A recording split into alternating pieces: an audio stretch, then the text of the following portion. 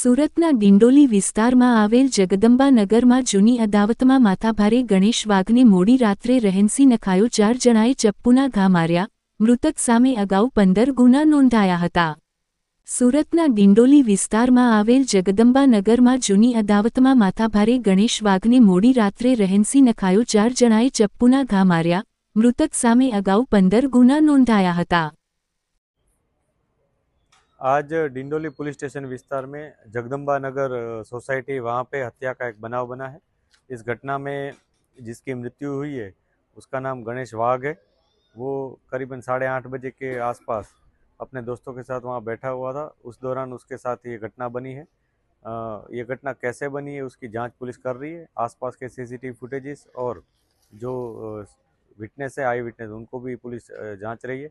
इसके अलावा इसमें कौन और सस्पेक्ट हो सकते हैं उसकी भी तलाश जारी है। जो भी इंफॉर्मेशन मिलेगी, जो भी हमें सस्पेक्ट मिलेगा उसके ऊपर कार्यवाही की जाएगी और जो भी एविडेंस मिलेंगे उसके हिसाब से इस केस को प्रिपेयर किया जाएगा। जो विक्टिम है उसकी बॉडी को अभी पोस्टमार्टम के लिए भेज दिया गया है। इससे हमें मेडिकल एविडेंसेस भी मिलेंगे।